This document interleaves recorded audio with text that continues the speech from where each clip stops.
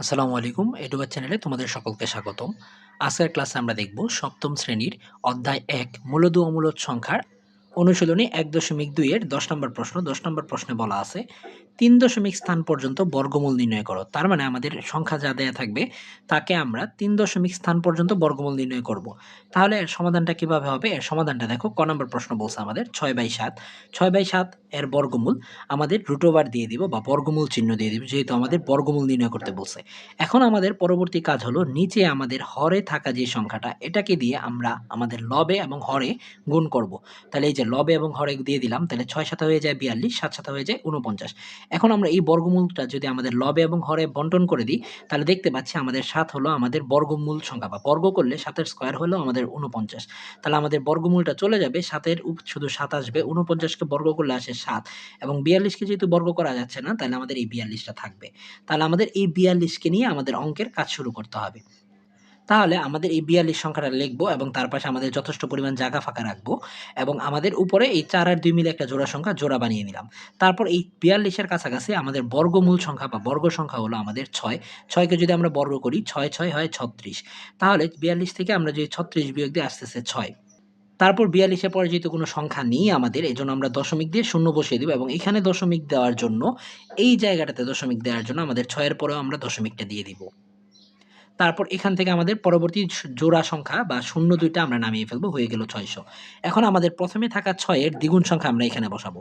৬ এর দ্বিগুণ হলো ১২, এবং ১২ এর সাথে এমন একটা সংখ্যা বসাতে হবে যাতে এই সংখ্যা দিয়ে এই পুরোটাকে গুণ করলে এর কাছাকাছি বা সমান হয়। তাহলে ১২ এর সাথে আমরা বসিয়েছি ৪, এবং ৪ দিয়ে যদি এই পুরোটাকে গুণ দিই, তাহলে আমাদের আসতেছে ৪৯৬। এই ৪৯৬ ৬০০ কাছাকাছি, এবং ৫ বসিয়ে যদি ৫ দিয়ে গুণ করি, তাহলে ৬০০ থেকে বড় হয়ে যায়। তাহলে ৬০০ থেকে ৪৯৬ বিয়োগ দিলে আমাদের আসতেছে ১০৪।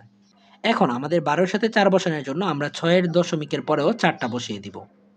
তারপর আমাদের পরবর্তী এই ২ টা জোড়া শূন্য সংখ্যা আমরা নামিয়ে ফেলব। তাহলে হয়ে গেল পুরোটা সংখ্যা ১০,৪০০। এখন আমাদের এখানে থাকা ৬.৪ কে আমরা গণনা করব ৬৪। এবার ৬৪ এর দ্বিগুণ আমরা বসাবো ১২৮। ১২৮ বসালাম। এবার ১২৮ এর সাথে এমন একটা সংখ্যা বসাতে হবে যাতে এই পুরাটাকে গুণ করলে আমাদের এর কাছাকাছি বা সমান হয়। এখন ১২৮ এর সাথে যদি তোমরা ৮ বসাও, ৮ বসিয়ে যদি গুণ করো, তাহলে আসে আমাদের ১০,৩০৪, যা ৪০০ র কাছাকাছি। এখন ১০,৪০০ থেকে ১০,৩০৪ বিয়োগ করলে আমাদের আসতেছে ৯৬, এবং ৯৬ এর পরে আমরা পরবর্তী আবার ২ টা শূন্য নামিয়ে ফেলব। এখন ১২৮ এর সাথে ৮ বসানোর জন্য আমরা ৪ এর সাথেও ৮ বসিয়ে দিব। এখন আমাদের ৬.৪৮ কে আমরা চিন্তা করব ৬৪৮। এবার ৬৪৮ এর আমাদের দ্বিগুণ হলো ১২৯৬। এবার ১২৯৬ এর সাথে আমাদের এমন একটি সংখ্যা বসাতে হবে যার এর কাছাকাছি। এখন ১২৯৬০। এখানে ৬০ কেন? এখানে লাস্টে আমরা শূন্য বসিয়েছি, এবং শূন্য বসালে এই সংখ্যাটা আমাদের এইটার সাথে কাছাকাছি হয় ০০। এখন ৯৬০০ থেকে আমরা যদি এই ০০ গুলো বিয়োগ দিই, আমাদের সেম ৯৬০০ই থাকে, এবং পরবর্তী জোড়ায় যদি আমাদের শূন্য নামিয়ে দিই, তাহলে আমাদের এটা হয়ে যায় আমাদের ৯,৬০,০০০।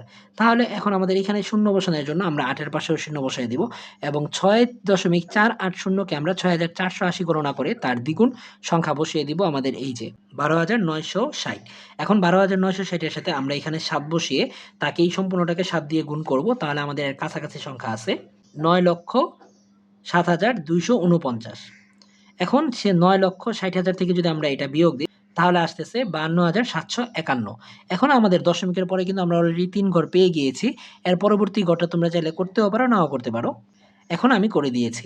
তাহলে অতএব √৪২/৭ আমাদের নিচে ৭, এবং √৪২ এর মান পেলাম আমরা ৬.৪৮০৭।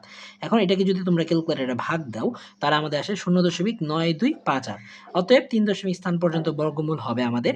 এখানে লাস্টে ৮ থাকার জন্য এই ঘরে আমরা একটা যোগ করে দিব, কারণ এটা ৫ থেকে বেশি। তাই ০.৯২৬ প্রায় লিখে দিব, কারণ এরপরেও আরও করা যায়। আমি এরপরে আর করি নাই, এজন্য প্রায় এটি হবে আমাদের সর্বশেষ উত্তর। তারপর আমাদের খ নাম্বার প্রশ্ন। খ নাম্বার প্রশ্ন বলে দিয়েছে ২ সমস্ত ৬ ভাগের ৫। তাহলে এটাকে আগে আমাদের সমস্ত ভাঙতে হবে। এই সমস্তটাকে ভেঙে নেই।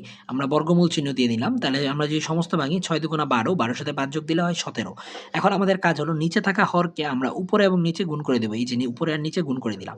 তাই ১৭ এর সাথে ৬ গুণ করলে হয় ১০২, এবং ৬ এর সাথে ৬ গুণ করলে হয় ৩৬। তাই ৩৬ কে বর্গমূল করলে আমাদের আসে ৬, এবং ১০২ কে বর্গমূল আমাদের উপরে রইল। একে আমরা ভাগ প্রক্রিয়ায় করব। তাহলে ১০২ কে যদি আমরা জোড়া বানাই, ডান দিক থেকে ০২ মিলে একটা জোড়া, এবং ১ একা থাকে, এজন্য এর উপরে একটা চিহ্ন। তাহলে ১ এর কাছাকাছি বর্গমূল হলো ১, ১ একে ১। ১ থেকে ১ বিয়োগ দিলে আমাদের কিছুই থাকে না। এবার ০ ২টাকে আমরা নামিয়ে নিলাম। এবার ১ এর দ্বিগুণ সংখ্যা আমরা ২ বসালাম এবং ২ এর সাথে ০ বসিয়ে এই পুরাটাকে গুণ দিলে আমাদের ২০ এর সাথে ০ গুণ করলে ০, ০ আসে।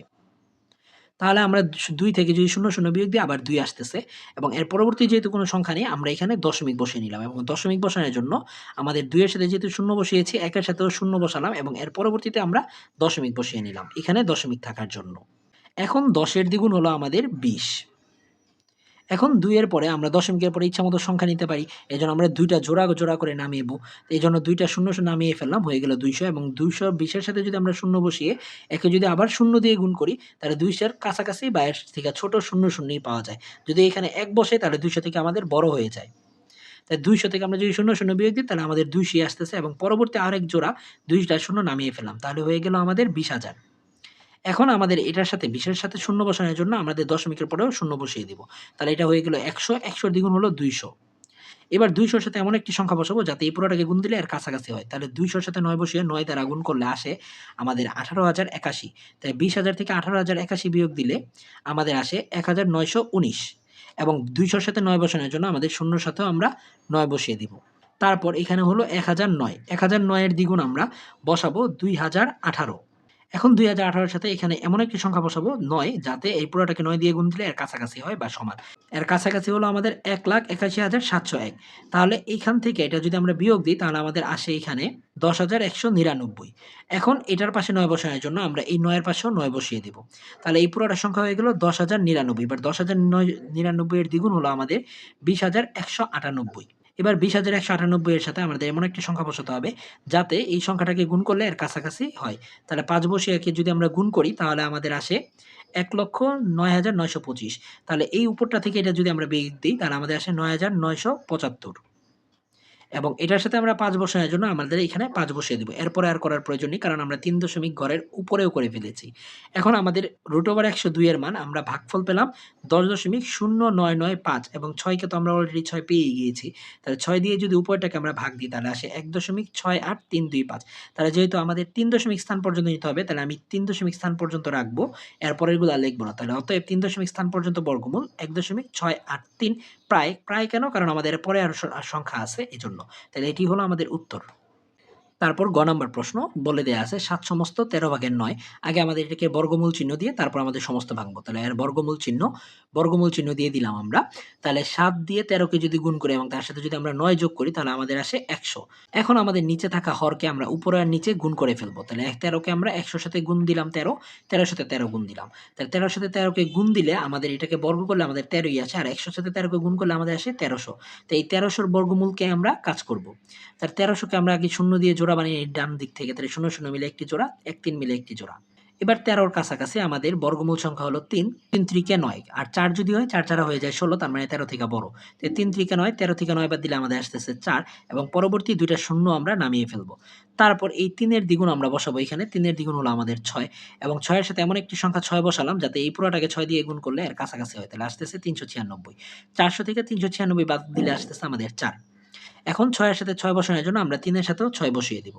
এখন ৪ এর পরে আর সংখ্যা নেই এজন্য আমি দশমিক বসিয়ে নিব। এখানে দশমিক বসানোর জন্য এখানেও দশমিক বসাবো এবং দশমিকের পরে আমি ইচ্ছামত যতগুলো জোড়া সংখ্যা শূন্য প্রয়োজন আমি নিতে পারি। তাই দশমিকের পরে ০, ০ এই জোড়াটা আমরা নিচে নামিয়ে ফেললাম। এখন ৩৬ এর দ্বিগুণ হলো আমাদের ৭২ বসালাম এবং ৭২ এর সাথে ০ বসিয়ে আমরা এখানে ০, ০ বসিয়ে দিলাম। কারণ ৭২ এর সাথে ০ বসিয়ে একে যদি ০ গুণ করি তাহলে এই পুরাটা ০, ০ই থাকে। তাহলে ৪০০ থেকে ০, ০ বিয়োগ দিলে আমাদের ৪০০ই আসে। এখন ৭২ এর সাথে ০ বসানোর জন্য আমি দশমিকের পরেও ০ বসিয়ে দিব। এখন ৩৬০ এর দ্বিগুণ, ৩৬০ এর দ্বিগুণ হলো ৭২০। এবার ৭২০ এর সাথে এমন একটি সংখ্যা বসালাম ৫ যাতে এই পুরাটাকে ৫ দিয়ে গুণ করলে এর কাছাকাছি হয়। তাহলে এর কাছাকাছি হলো আমাদের ৩৬০২৫। এখন আমি ৪০০০০ থেকে ৩৬০২৫ যদি বিয়োগ দিই তাহলে আমাদের আসতেছে ৩৯৭৫ এবং ৭২০ এর সাথে ৫ বসানোর জন্য আমাদের ০ এর পাশেও ৫ বসিয়ে দিব। তারপর এই জায়গায় ৩৬০৫ কে আমরা দ্বিগুণ করে দিব। ৩৬০৫ কে দ্বিগুণ করলে আমাদের হয় ৭২১০ এবং ৭২১০ এর সাথে আমরা এমন একটি সংখ্যা ৫ বসালাম যাতে আমাদের এই পুরাটাকে ৫ দিয়ে গুণ করলে এর কাছাকাছি হয়। তাহলে আসলো আমাদের ৩,৬০,৫২৫ এবং উপরটা থেকে নিচেরটা বিয়োগ দিলে আমাদের আসতেছে ৩৬,৯৭৫। এখন এটার সাথে ৫ বসানোর জন্য আমরা এর ৫ এর পাশেও আমরা ৫ বসিয়ে দিব। তারপর আমাদের এখানে ৩৬,০৫৫ এর দ্বিগুণ আমাদের ৭২,১১০ বসাবো এবং ৭২,১১০ এর সাথে এমন একটি সংখ্যা বসাবো ৫ যাতে এর সাথে গুণ করলে আমাদের কাছাকাছি হয়। তাহলে এর কাছাকাছি সংখ্যা পেলাম এবং এর থেকে বিয়োগ দিলে ৯,৯১,৯৭৫ আসতেছে এবং আমরা দেখো দশমিকের পরে ৩ ঘর অলরেডি করে ফেলছি এবং এর পাশে ৫ থাকার জন্য আমরা আরেকটা ৫ অর্থাৎ ৪ ঘর পর্যন্ত গিয়েছি। তাহলে শেষ, এরপরে আর না করলেও হবে। এখন √১৩০০ এর দশমিক সংখ্যা আমরা বসিয়ে দিব ৩৬.০৫৫ আর নিচে যে আছে ১৩। ১৩ দিয়ে এটাকে যদি আমরা ভাগ দিই আসে ২.৭৭৩৫।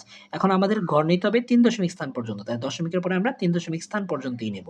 তাহলে অতএব ৩ দশমিক স্থান পর্যন্ত বর্গমূল ২.৭৭৪ প্রায় উত্তর। এটি হলো আমাদের গ নাম্বার প্রশ্নের উত্তর।